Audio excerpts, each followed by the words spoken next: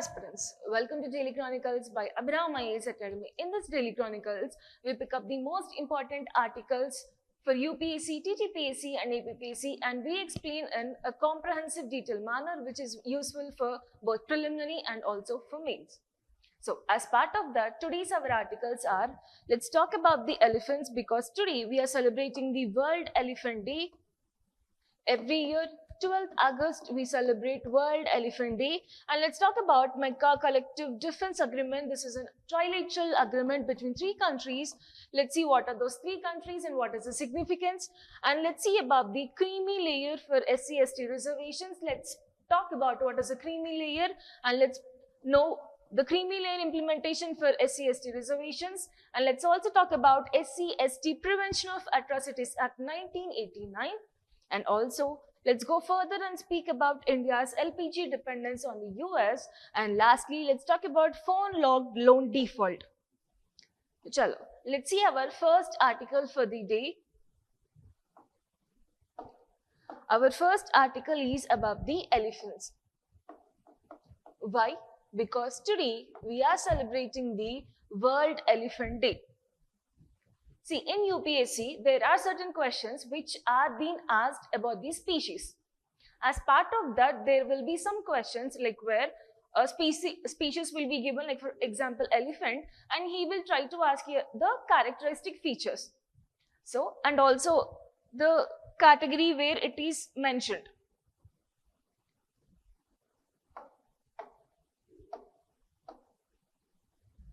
So let's try to know the key facts of elephants which are important for the exam. If we see, there are three types of species of elephants, that is African savanna elephant, African forest elephant and Asian elephant. Out of these three, African savanna elephant is the largest. African savanna elephant is the largest, like how do we say it is largest? With the big ears and with the size of 2. So, African savanna elephants are larger in size and they have big ears compared to the Asiatic elephants. The next, almost they live like 60 to 64 years, where they hold the baby, that is a reproduction period is almost for 22 months of pregnancy. They hold the baby elephant for 22 months. And they live up to 6 to 64 years. And the most important thing here is elephants follow the matriarchal system. Elephants group are led by the matriarchy, that is the oldest female elephant who is there in that crowd. She will be holding or she will be the leader of that group. So this is a matriarchal society of elephants, which is good. And if we see the protection status of Asiatic elephants mainly, IUCN Red List, it is placed under endangered, and under Wildlife Protection Act, it is given the highest priority of protection. So that is why it is placed in Schedule 1, and also in the sites, it is placed under Appendix 1. Clear? So remember the protection status of Asiatic elephants. This is very important. So Asian elephants have the protection status of endangered in the IUCN Red List, Schedule 1 in year Wildlife Protection Act of 1972, and it is placed under Appendix 1 in sites.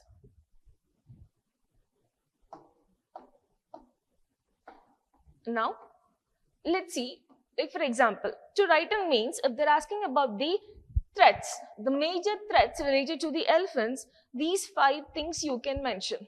What are they?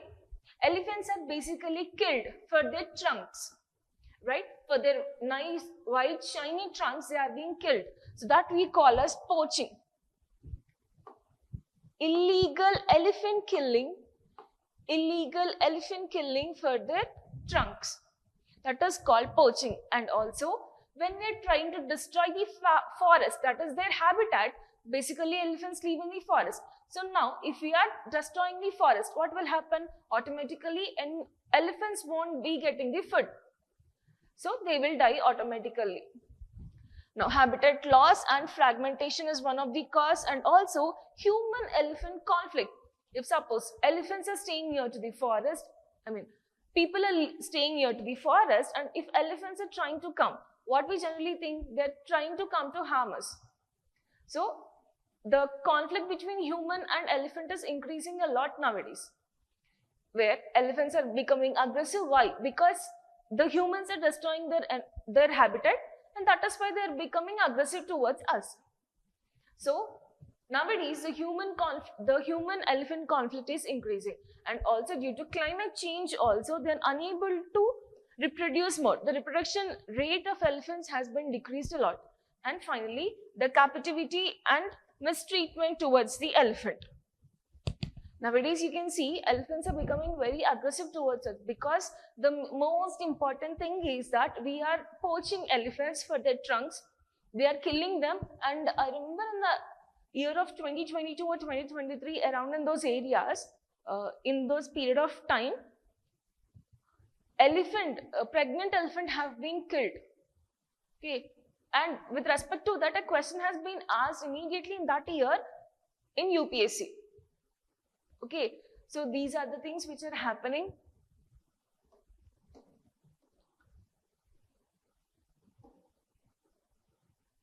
Now, we have seen the problems. Now, how to solve them? Simple.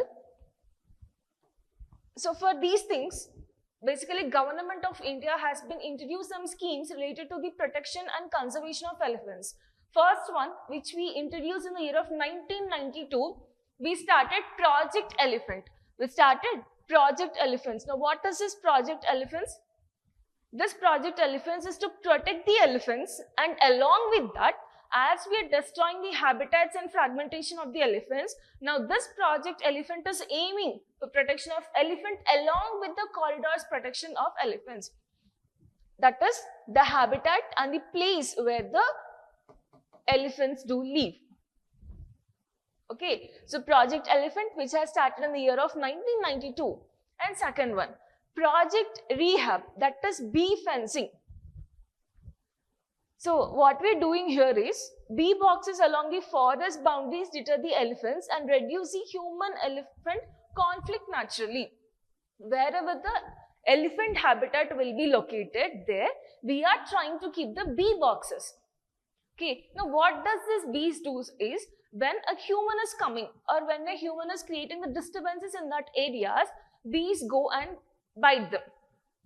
Clear? So when the human is going to enter into their natural corridors, what are these bees doing? What is the help of these bee hives is that whenever the human is coming and trying to destroy, obviously first you have to cross this bee corridors.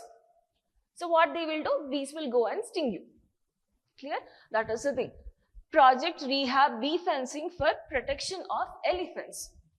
Like, we will be very careful that we do not try to destroy the natural habitat of the elephants. Next is elephants reserves. Like how we are having tiger reserves, we are also having elephant reserves. And elephants are mostly present in the state of Karnataka. If you see the population of elephants, where they are located more is in the areas of Karnataka. Next is Maharashtra areas. These types of states, the elephant population will be more.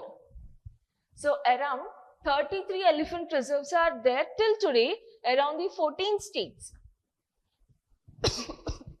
Now what does this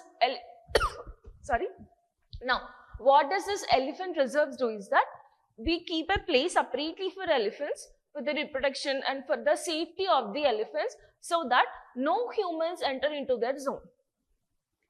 Clear? That is what is with respect to your elephant reserves. And elephant corridors. See, basically elephants move from one place to other place for search of food. Now, if traffic congestion is there, or human conflict is occurring more, or humans are being replaced with the corridors, what it will be causing? It is causing disturbances to the elephants. So, what is the government step is that to create elephant corridors, where humans will not be going and creating disturbances for elephants. And it is strictly placed elephant zone, so that the human and elephant conflict will be reduced. That is here, elephant corridors, around 150 corridors are there for safe movement between the forest, reducing the conflict between humans and maintaining that genetic diversity.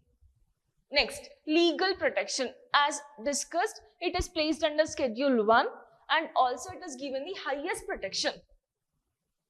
These are the schemes and the things what the government of India has taken to conserve the elephants. And next is use of technology in conservation. Basically, we use satellites to scan where the elephant's population is located more, and we try to like keep the safety measures there. Clear? Like we place, this is an elephant reserve or this is a elephant corridor. Please humans, be careful, do not disturb the elephant and their genes. And next, MIKE program, that is monitoring of illegal killing of elephants. The concerned state government will be like protecting the elephants whoever are poaching. Okay, so the illegal elephant killing will be stopped. Done. That is MIKE program. This is important. Monitoring of illegal killing of elephants. That is a MIKE program, which is very important. See, when asked about the how we are conserving different kinds of species, you can all write this. If it is particular to elephant, these all things. If it is particular to some like how we are protecting the flora and fauna of the India, you can definitely write these examples. Next, institutional support the government is giving, that is Wildlife Institute of India is giving the highest protection. And next, habitat protection approach and also community involvement to reduce the human-animal conflict. That is, any animal, what is need of the hour, to educate the people, to make awareness, to get the awareness to the people. That is important. So, schemes and conservation effects for the elephants in India, if you see, there are many examples, there are almost 10, where you can quote MIKE program first, Project Elephant in the year 1992, Project Rehab defencing, and also elephant reserves, elephant corridors, the legal protection, highest legal protection is given, institutional support by the government and also Wildlife Institution of India, WII, habitat protection approach, giving awareness to the people. These all things you can quote, right? Next. Let's go to the next article. Let's discuss about the Makka Collective Defense Agreement. Now, what is this defense agreement about? Let's see. So, what happened? Let's go to the August 7th and let's see what happened exactly on the day. On August 7, 2026, 3 countries, that is Saudi Arabia, Pakistan, and also here Turkey, had come together and started a trilateral agreement. Here simply trilateral means, remember, 3 countries. What are the 3 countries? Saudi Arabia, Turkey and Pakistan. Clear? Which are basically also called as Sunni Countries Agreement. Sunni Countries Agreement. Now what is the agreement? This is important. What is the agreement? If at all a country, like name any X country is trying to be harming either Saudi Arabia, either Pakistan, either Turkey, if I am like X country is trying to harm one of among the any of the country, that means you are going to be, so like the thing is that, see, if I am attacking on Saudi Arabia, okay, then Pakistan and Turkey comes against you. If I am going against Pakistan, then Saudi Arabia and Turkey comes. Clear? That is, if you are attacking one country, the other 2 countries will come and attack you. That is the agreement. Now, this agreement is similar or resembling to the NATO's Article 5 principle. Now, what is NATO's Article 5 principle is that if you are trying to harm or attack on any of the NATO country, then the remaining countries which are there in the NATO, they will automatically come and fight for that NATO country. The same way, the same principle is used now itself. Clear? That is here Makkah Trilateral Agreement. The agreement is between Saudi Arabia, Turkey and Pakistan. That is, if you are trying to attack on one country, then the other 2 countries comes against you. That is the thing. Simply, that is the story. On August 7th, this agreement has been started.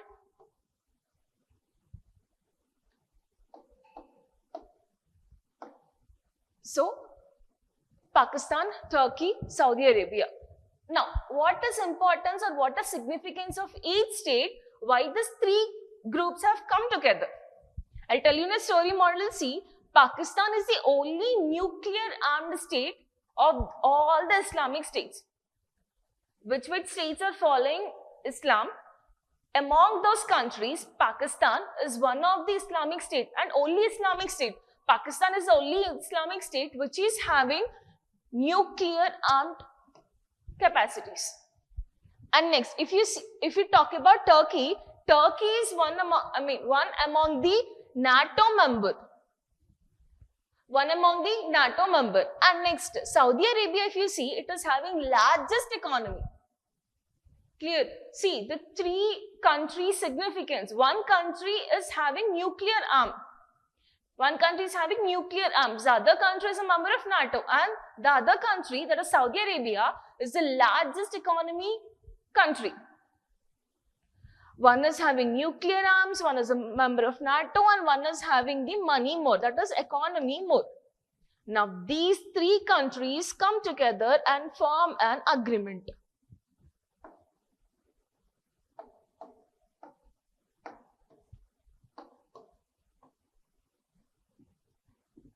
Now, let's see about one country specifically. First, let's talk about Pakistan. Pakistan basically is not having more money. Pakistan is not having more money. But what is Pakistan having? Pakistan is having nuclear arms. It is also having the experience of military or the defense. Experience of military or defense. So, Pakistan is having military capability, nuclear deterrence because it is the only nuclear armed Muslim country or Islamic country. It is also having experience towards the military or defense, and it is also having connections. Here, remember the most important thing, Pakistan is having connections with China and Turkey already. Okay, and also long-standing defense relationship with Saudi Arabia. These all things Pakistan is having. Pakistan is only lacking in your money. Okay, remember this, it is lacking in money. Now let's come to Saudi Arabia. As we discussed, Saudi Arabia is the largest economic country. So Saudi Arabia is having more money. Here it is negative, here it is positive. But it is not having weapons. It is not having weapons. What is Saudi Arabia having? Money, the importance global wise because the oil producing country, and also it is having enormous wealth. That is fine. This is plus, this is positive. So these two countries come together. And next country is Turkey. What is Turkey providing? Turkey is providing immense knowledge of technology. Turkey is providing drones, missiles, aerospace and fighter aircrafts, naval systems, electronic warfare, satellites, whatnot. Complete technology, the defense manufacturing capabilities coming from Turkey. One country is not having economy, but what it is having? Nuclear arms, and it is also having the experiences of military and defense perspectives, and one country is leading in the economy. So once minus becomes others positive, and once positive is becoming the others negative. Now these three countries comes together. And they are starting a trilateral agreement, trilateral defense agreement. That is, if you attack on one country, it is considered as attack on two other countries, and we will come against you. That is what this agreement is. What is Pakistan providing? Pakistan is providing the nuclear arms. Clear? And also it is having the experience with respect to military and defense. Next, what does Saudi Arabia providing you? Saudi Arabia is giving you the immense wealth because it is having one of the largest economy.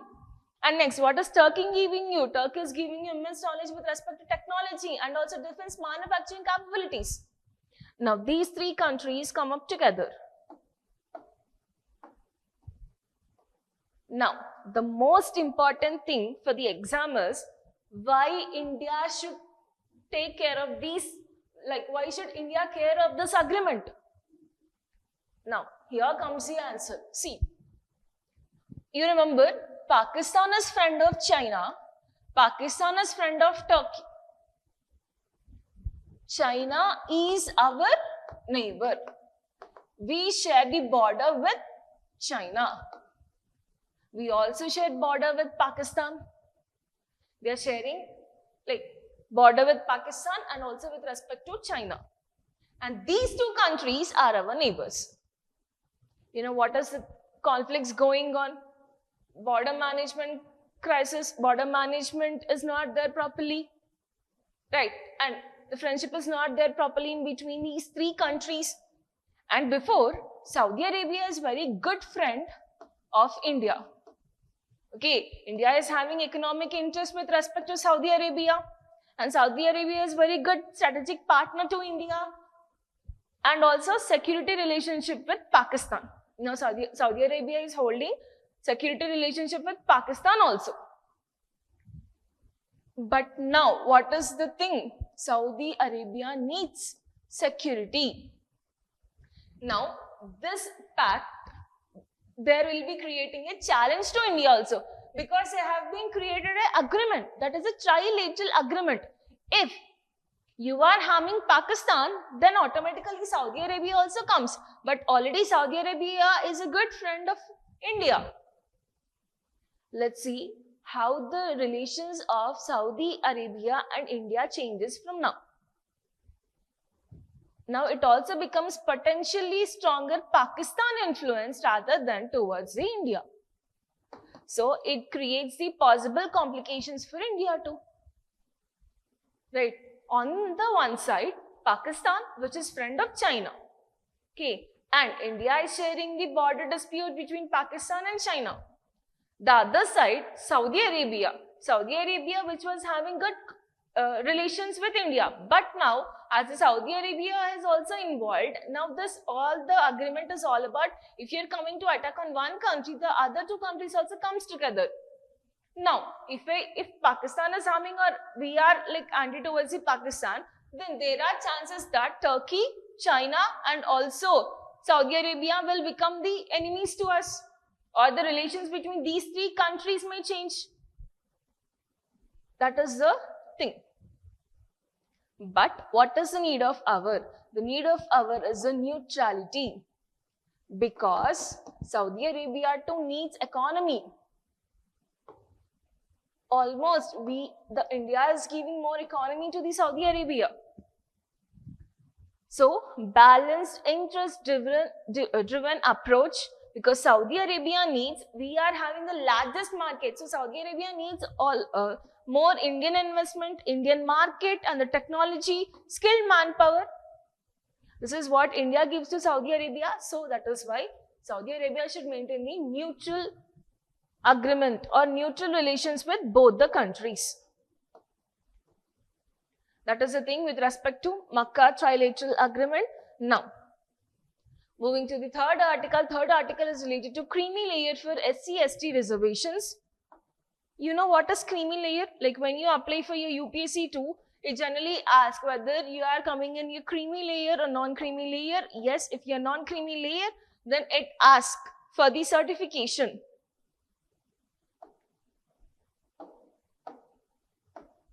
Now, what is this creamy layer principle? Basically, this was started where it is ensuring the reservations reach economically and socially disadvantaged people, like in your OBC. It started in your OBC first. That is other backward classes. What does it tell? In the backward classes also there are many people who are economically and socially disadvantaged. They are lacking here. Where socially and also economically. So, government and judiciary came up with a principle telling that, see, these are certain criteria where if you are fulfilling this criteria, you will be not given reservation. And if you're not able to fulfill this criteria, yes, you will be given reservation. Okay, the criteria is mentioned, whatever, but the creamy layer concept have been come because there are certain socially and economically disadvantaged people. Not everyone is rich. Okay, and also remember socially backward also, not only with respect to economy, socially backward also. For those people, we will be giving reservation. Okay, in the same community, if the people are reaching this criteria, for them, I will not give you any creamy layer. For the people who are having or who are not able to reach this criteria, I will be giving you a non-creamy layer certificate where you are eligible for the reservation. Clear? And this is preventing more affluent members from availing the benefits. So you can see here disadvantaged and affluent people. Where did it origin from? It originated from 1992 Indra Savane case, and this case led to keeping the Mandal Commission, establishment of Mandal Commission too. Okay, Mandal Commission came up with the criteria, and it said that if you are reaching this criteria, you will be not given the reservation. You comes under the creamy layer. If you're not reaching this criteria, yes, you are eligible for the reservation. Clear? Now my question is, like, why do we need the reservation? Even why does this reservation exist? Basically, you think reservation is for the people who are having less economy, or to treat the poverty, this reservation is needed. Reservation is not only needed for poverty alleviation. Reservation does not only mean the poverty alleviation, but to create social justice and to provide you the equal opportunity to provide two things. One is social justice and to provide you the equal opportunity. So, reservation is giving you social justice, that is fairness among all the communities. You are treated equally. Next, you are being represented. Your voice is listened everywhere. And it is also giving you historical exclusion, that is in past, before past, what was the thing? Certain communities are disrespected, certain communities are like, they were not able to get the injustice properly. For them to equalize them, and also to address the structural discrimination between the people, and also ensuring participation in public institutions, that is a parliament, legislators, wherever it may be. So these are the things or the advantages with respect to your reservation. Reservation does not necessarily mean only poverty alleviation. It also means it is giving you social justice and also equal opportunity to prove yourself. These are the advantages of reservation. Now, what is the quote saying? What is the quote saying? Okay, before that, let's see what are the articles supporting the reservation. Article 16. Article 16 is telling that it provides for equality of opportunity for all the citizens, but as an exception, who are backward class people, state can provide reservation of appointments or post. Who are backward people? I will provide you reservation for certain post that is not adequately represented in your state services. But see, Article 16 simply, that is equality for opportunities. What is this equality for opportunities? I will provide you certain reservations. Clear? Because you are socially disadvantaged people, you are economically disadvantaged people, you have to come equal to the society. You have to be as equal as the other communities who are socially well and economically well. So, due to that injustice what has been happened in the previous society, now this society will provide you certain reservations. Next, Article 16, Clause 4A. What it is providing? It is providing for in promotion of favor of scheduled castes and scheduled tribes. If they are not adequately represented in the services under the state can make any provision for reservation in matters of Article 16, Clause 4A. What it is telling? It is dealing exclusively with scheduled caste and scheduled tribe people.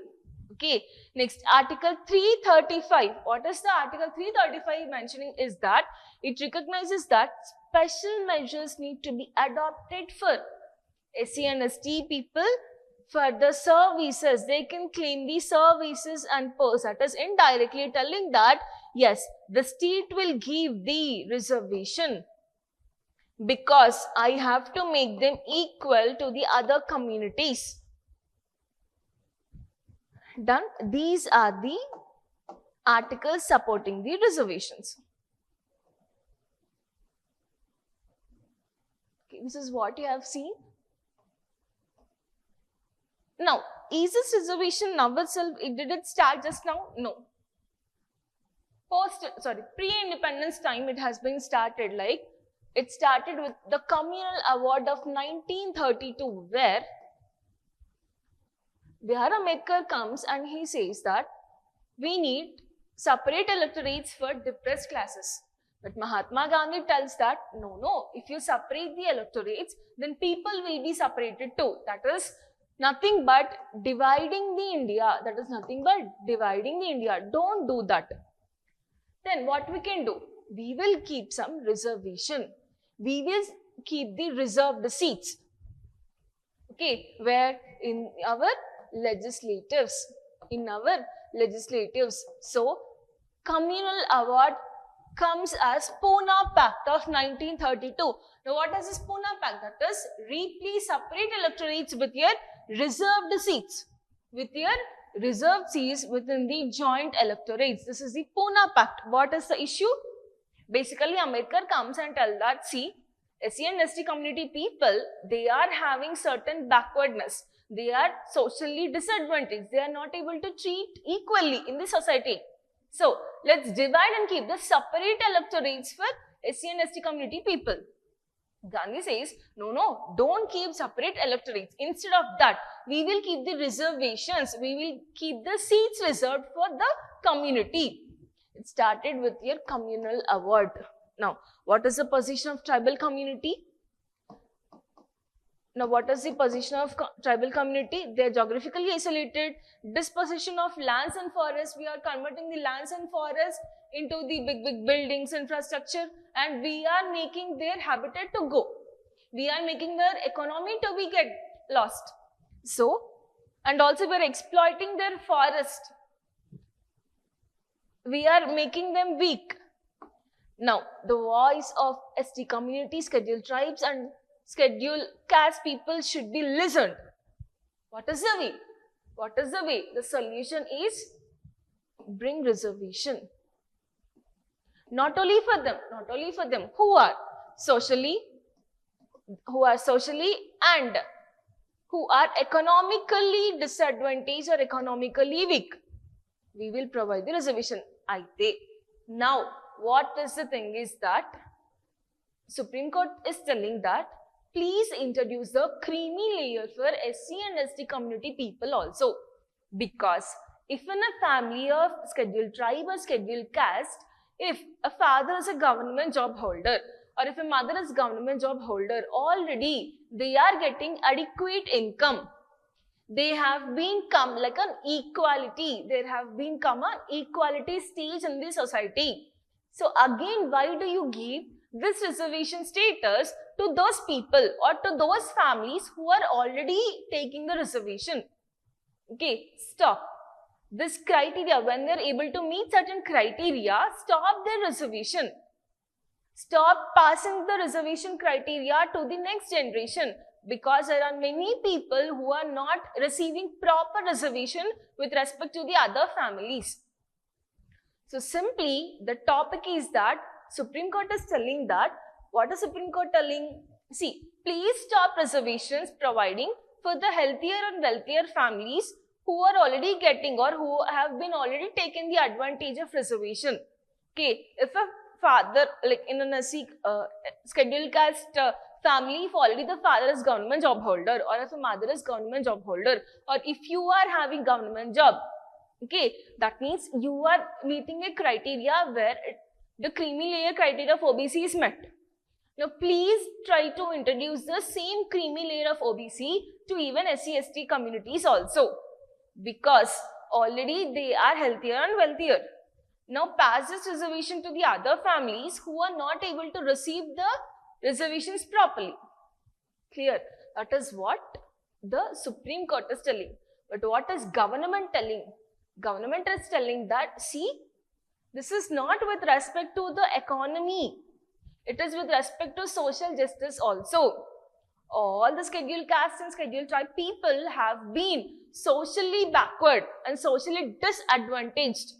Now, I am trying to make up upliftment of all these SC and ST communities. Clear? But what is Supreme Court saying? Supreme Court saying that yes, some part of the families have already been uplifted. Now give the chance to other families also. Clear? So that there will be equal upliftment of all the SC and ST community people. Clear? Now, government is telling that, see Supreme Court, it is not only duty of ours. Now, we have to make a policy for that. We have to make a policy of that. That is legislature's work, and we have to implement that policy. That is executive work. There is something called separation of powers, which is a principle, which is a fundamental constitutional principle. Now, what is happening? See, they are moving the biggest problem. Now comes a very small issue, that is separation of powers. Government is telling that this is against the separation of powers because we are the policy implementers, we are the policy creators. Why do you come in middle? That is what government is saying. Government is telling that this is raising the classic separation of powers distinction because the policy has to be done by the legislative or legislature. Clear? What the judiciary has to see? Judiciary has to interpret the constitution and review the constitutionality. That's it. Clear? Now this issue is being raised again. This is the thing. The conflict between your legislative and the government, the judiciary. This is all about your creamy layer for SC and ST communities. Now comes the most important thing. The next thing is that SC/ST Atrocities Prevention of Atrocities Act 1989. SC/ST Prevention of Atrocities Act 1989. Now, why this is in news? This is in news because strengthening protection and ensuring justice. Now, in July, there is something called Central Task Force. Central Task Force. What it is recommending? It is recommending to amend SC/ST Prevention of Atrocity rules. Why? Because it is telling to give the higher compensation, specific relief and rehabilitation cells, counseling for the victims, faster administrative processing of cases. The cases should be solved very faster mode. That is what the amendment is saying. Higher compensation and also special relief and rehabilitation cells, counseling for the victims and also faster administrative processing of the cases. This is the amendment the Central Task Force is recommending. Okay, now why this ST/SC Prevention of Atrocities Act 1989 is in news? Because the Central Task Force is recommending that to amend the SC/ST Prevention of Atrocities Act, atrocity rules. Now,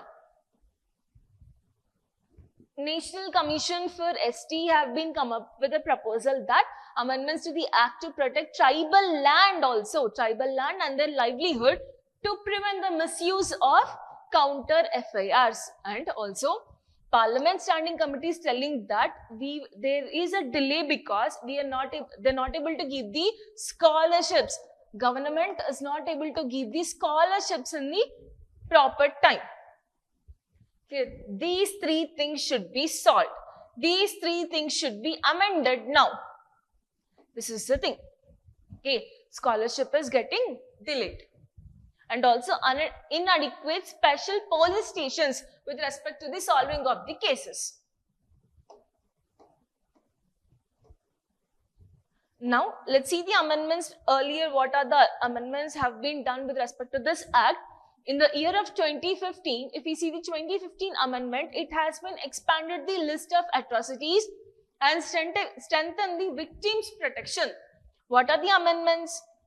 Greater protection of victims and witnesses, presumption in certain circumstances, greater accountability of public servants for willful negligence. Even if you're neglecting the cases with respect to SC and ST, then you are punished too. You have to be more accountable for them. And also provision for exclusive special courts to solve the cases with respect to this atrocity cases, and also strengthening of relief and rehabilitation mechanism too. This is the amendment which occurred in 2015. So 2015 amendments, if you see, it expanded the list of atrocities and strengthened the victims' protection more. It introduced exclusive special courts, greater accountability of public servants, and in certain circumstances, presumption in certain circumstances, and also greater protection is given to the victims. Okay, and in 2018, they have been observed that certain changes are happening in this, or this is misused. This is misused. So again, they have come up with 2018 amendment because there was a controversy going in the Supreme Court with respect to these amendments. So in 2018, it restored the statutory position that no preliminary inquiry is required for registration of an FIR. You can file a case, you can file the FIR without any preliminary inquiry. See, without any preliminary inquiry also you can file the FIR if you are under this act, and prior approval is not required for arrest or subject to the act, which is very misused again. And also, anticipatory bail is ordinarily bad. You are not given the proper bail if you are coming into this atrocity. Clear? After this 2018 amendment, this atrocity act is very much misused. So 2018 Amendment Act, what it is telling is that no preliminary inquiry is required to file an FIR against you. Okay, if you are booked in the Atrocities Act, and prior approval is not even required, no proper bail will be given, no anticipatory bail will be given to you. Okay, if you are booking with a case of atrocities.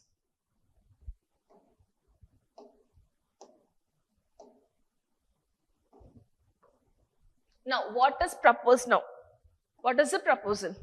First is to give the timely scholarship for the people. So, higher compensation, relief amounts to be revised for inflation because inflation is rising in India. Yes. Now, this compensation is received as per 2016 inflation. Now, as inflation is rising, please do improve the compensation also. Please increase the compensation for the victims under this act. Next, special relief and rehabilitation centers should be improved more, and also counseling should be done as soon as possible, and also the cases should be closed as soon as possible. Faster administrative processing is the need of our. These are the 4 amendments or 4 things where the amendment has to be done. One is with respect to the compensation, with respect to special relief and rehabilitation cells, counseling, and also faster administrative processing. Here, these are the 4 amendments or the 4 things where Central Task Force is mentioning.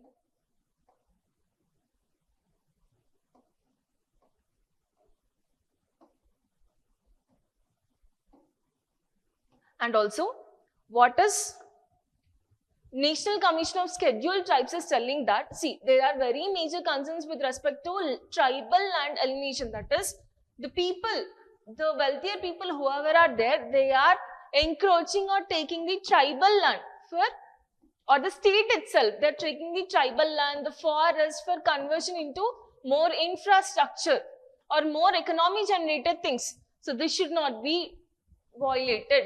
You should not take the illegal, you should not be very illegal, or you should not take the livelihood what is created for the tribes. This should not be done. This is recommended by National Commission of Scheduled Tribe. Clear. And it is also telling that we need a very stronger protection of land and livelihood. There are many forest laws, forest acts, which says that you should protect the tribal land. But if it is with respect to like infrastructure or economy producing things, automatically the government is telling go and encroach the land. And also counter FIRs. The thing is that, see, if there is an atrocity on scheduled tribe or scheduled caste, victim is filing the complaint, but there is the counter FIR also. That is why the thing is that you can be like, you no need of inquiring before keeping the FIR also. So counter FIR, victim faces legal pressure because they're not having money already, but they need to be charged more. They have to keep the charges more. And now what is happening? They are fearing to give the complaint itself. They're fearing for giving the complaint itself. So this is the thing. So the proposal is with respect to the tribal land and also counter FIRs.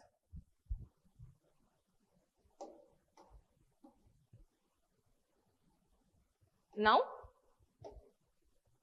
what is the need of our is that scholarship delays is also there. So do not delay scholarships as soon as possible. Send the money into their bank accounts, and also free coaching income ceiling should be done. Like there has to be a certain ceiling level where the SC/ST community people has pay, okay, till a certain level itself, and also special police station should be established for solving the cases as soon as possible. This is the thing. Now, the last article is, let's discuss on, if you see, LPG supply to India has been increased to 67% from a single country, that is US.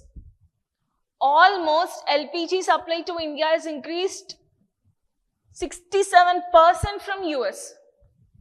Now, what is the article is telling that if we are dependent on one country itself, if the crisis is occurring, or if suppose US is not able to transport us or import to our country, what will happen to India's LPG issues? That is the thing. That is the article mentioned. So why did India shift its LPG imports to the US? Because India is the world's second largest LPG import country, which is relying almost 60% of its consumption with respect to the imports itself. Majorly from the West Asia and US, and almost 90% of India's LPG import is through Strait of Hormuz itself.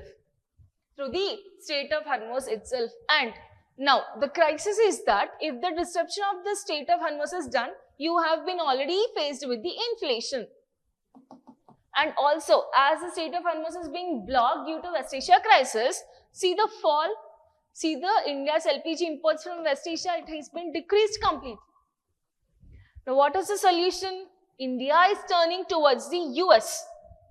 See, basically most of this LPG and LNG or the gas is coming from your Strait of Hormuz side.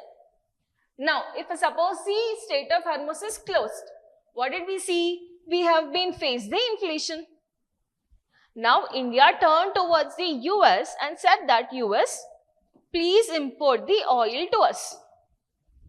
Okay, India and US has come with a pact or with the agreement, with a deal where US is providing the India's energy security. So, rise in US imports have been increased from 0.77 million metric tons to, in June alone, it increased to, 0.64% to it increased to 0.77%. Okay, where an increase of 19.4% you can see. That is fine. Now, what is the problem? Now, the problem is, let's see, why it is so much of risky. History of using energy as a tool, because there may be chances that US will use or will keep the financial sanctions on us. Because it already sanctioned Iran, Russia, Venezuela. If India is taking oil from these countries, we will be under the sanction. Okay, where US stops or wantedly stops not to give oil for us, and the next extra territorial reach will be there, And also policy and trade uncertainty will be starting, like tariffs, sanctions, export controls, political pressure will be starting, and also sale and purchase agreement will come into the risk. So simply, US will go into the ego. Okay, if I'm only dependent on US for anything, for suppose, if I started to bifurcate and take oil from the other country, what will US do? US will impose sanctions on me. Like for suppose, if I'm taking oil from Russia, what it will do? It will impose sanctions on me. So that inflation will be more clear. And also it will keep tariffs, sanctions, political pressure, whatnot, as you have been experienced already. So what is the need of our? The need of our is explore new partners like Australia, Argentina, Nigeria, Angola for greater strategic stability. Not only from US or Russia or Iran, not only from these countries, take also or keep options such as Australia, Argentina, Nigeria, Angola, etc. And also, no single supplier should hold excessive leverage. As India is a sovereign country, it has its own rights to decide from where the oil has to be imported. And also strengthen the domestic protection. That is why nowadays you can see India is going for all the other things. Like already have been seen previously, National Offshore Exploration Scheme it is going for, and it is also improving its green hydrogen. These all things, and also improve the forex reserves. Improve the forex reserves. This is the need of our. See, basically, India started to import more from US due to the West Asia crisis. Because Strait of Hormuz is in a closed position. Or the Strait of Hormuz is being closed for many days. Now, India needs oil for its huge population. Now, where does this security, like energy security will be coming from? India has chosen US as an option. But today, almost 67% of imports have been increased from US itself, the lone country. Okay. Now, what is the need of our is to bifurcate. But if we are bifurcating from US, it may impose sanctions. It may impose tariffs. Okay, but we have to see the other options too. Clear? Choosing the other alternatives, no single supplier should be excessive leverage for the India, and we have to strengthen our own energy security, and also we have to improve the forex reserves. Clear? This is the thing. See, these articles are very important except your elephant day or about the elephants. The other things are very important for your mains. Please do read newspaper regularly and try to make notes from that. Clear? Thank you. Have a good day.